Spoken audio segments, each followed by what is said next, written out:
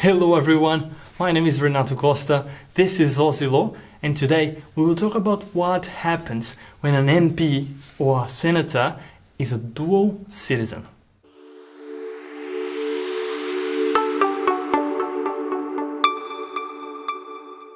In case you have not seen our video about section 44 of the Constitution, you can watch it by clicking on the top right corner or just check the link in the description of this video. In that video, I mentioned section 44.1 and how a parliamentarian can be prevented from seating, prevented from being chosen as a representative if he or she owes allegiance or obedience to a foreign country. And this provision is most commonly applicable for people who are dual citizens. Dual citizens are those who are entitled to the rights and obligations as a subject or a citizen of another country or of more than one state. There are two main ways in which you can gain a nationality, and that's according to the birthplace or by blood. In my previous video we talked about it, so you can check by clicking on the top right corner. And you know what, you can also just subscribe to our channel and click the bell icon because you'll be notified when I upload a new video, and that way you're never gonna miss it. Having said all that, we're now in the position to refer to the two cases that we're going to analyze today. These cases that we're looking at today were cases where the High Court of Australia has acted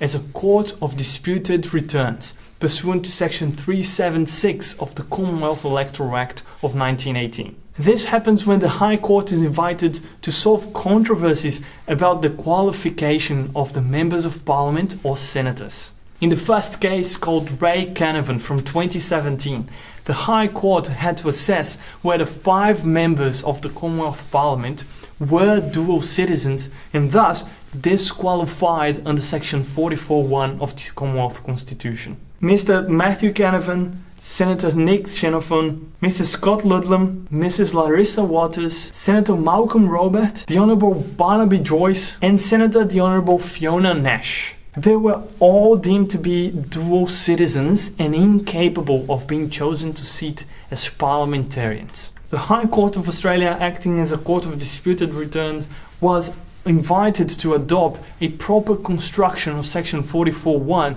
so that, according to its ordinary meaning, it would be subjected to certain implicit qualifications. This is important. In Canavan, the High Court found that a person who, at the time that he or she nominates for election, retains the status of subject or citizen of a foreign power will be disqualified by reason of section 44.1, except where the operation of the foreign law is contrary to the constitutional imperative that an Australian citizen not be irremediably prevented by foreign law from participating in representative government, where it can be demonstrated that a person has taken all steps that are reasonably required by the foreign law to renounce his or her citizenship, and within his or her power the constitutional imperative is engaged. So the rule is that if you are a dual citizen, you will be prevented from sitting as a parliamentarian because of section 44.1 of the Commonwealth Constitution. However, there is one exception. The qualification is if the law prevents you from participating in representative government, or somehow you have taken all reasonable steps necessary to remove that citizenship, then you'll still be able to sit as a parliamentarian in the federal parliament. And look, the court rejected the argument that not knowing about this dual citizenship was sufficient to qualify a candidate. Now, it does not matter the mental status, the knowing of the dual citizenship. What matters is whether you are a dual citizen or not. Even if you are unaware of your allegiance to a foreign power, of your dual citizenship, the constitutional imperative of section 44.1 still applies. As the High Court asserted in another case, the words of section 44.1 in their ordinary and natural meaning disqualify a person who has the status of a foreign citizen from being chosen or sitting as a senator or as a member of the House of Representatives.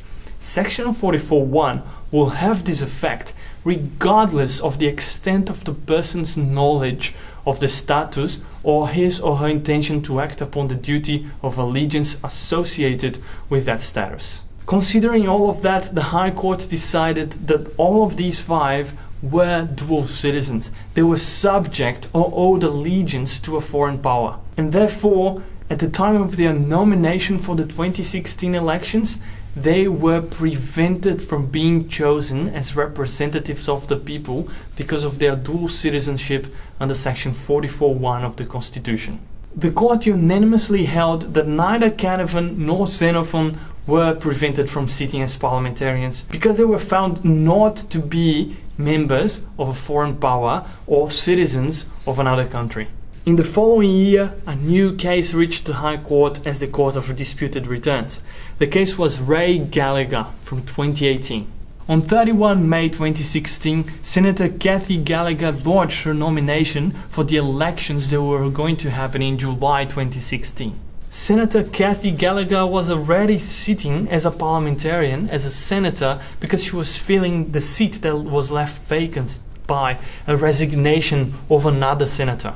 Well, after the elections on the 2nd of August 2016, Senator Kathy Gallagher was returned as a senator for the ACT. The thing was that she was a British citizen, but this was not really disputed in the courts. Everyone knew that she was a British citizen when she won that seat. So the issue here was not whether she was a dual citizen or not. The issue was whether, as a British citizen, she owed allegiance to a foreign power. And if that was the case, did she take all reasonable steps to remove her citizenship? The court found that Senator Gallagher breached section 44(1) of the Constitution. Despite the remaining monarchical ties of the British Crown with Australia, Commonwealth of Australia is an independent country. And having a British citizenship would amount to owing an allegiance to a foreign power. As the majority judgment affirmed, the words subject and citizen of a foreign power, which appear in section 44(1), connote the existence of a state of affairs involving the existence of a status or of rights referable to such a status under the law of the foreign power. The second limb of section 44(1) is concerned with the existence of a duty by a person to a foreign power as an aspect of the status of citizenship. And the High Court then mentioned another case called Sykes and Cleary, saying that the disqualification of section 44(1) applied from nomination.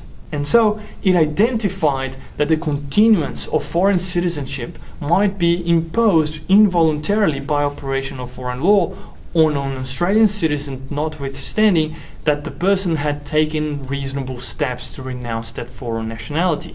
If such a situation were to occur, not only would an Australian citizen be disqualified from being elected, but the foreign law would also practically determine whether section 44(1) was to apply to that person. So by doing that, the majority confirmed one small qualification on breaching section 44(1) of the Constitution. When a candidate is a dual citizen but has taken all reasonable steps required by the foreign law to remove that foreign citizenship, and still that person couldn't renounce the citizenship, then the constitutional imperative would not be breached. So again, here's the rule. All dual citizens are in breach of section 44(1) of the Constitution, except if they have taken all reasonable steps. They have done everything in their power to renounce to that foreign citizenship and were still unsuccessful.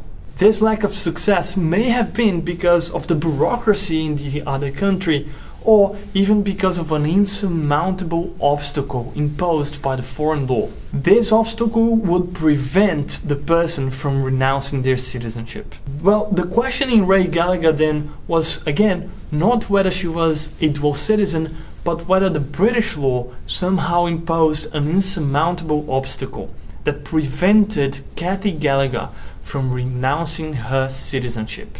What did the High Court say? First of all, the UK is foreign power. This had already been decided in another case called Sue and Hill from 1999. We'll look at this case very soon, so you know what to do. Click the like button, subscribe to our channel, hit the bell icon, and then you'll be notified when I upload my next video. The second question then that the High Court had to decide was whether there was an insurmountable obstacle imposed by the British law that would prevent Cathy Gallagher from renouncing her foreign citizenship. It so happened that no such thing existed. The exception of section 44(1) did not apply to British law because that law does not, either in its terms or in its operation, render it impossible or not reasonably possible to renounce British citizenship. As the majority stated, Senator Gallagher does not identify any aspect of the relevant British law which operates to prevent her irremediably from nominating for an election. No requirement of the relevant provision could be described as onerous. The procedure is simple. There was never any doubt that a decision to register would be made. The issue for Senator Gallagher was only ever to the timing of the registration. The whole issue for Senator Gallagher was that the lodging of her renunciation of her British citizenship happened only a few days before nomination, and that prevented her from renouncing effectively her citizenship before nomination. As Justice Gallagher said, avoidance of the disqualification so as to preserve the ability to participate in a particular election therefore demands a degree of vigilance on the part of the potential candidate, not simply as to the taking of available remedial action, but also as to the timing of that available remedial action.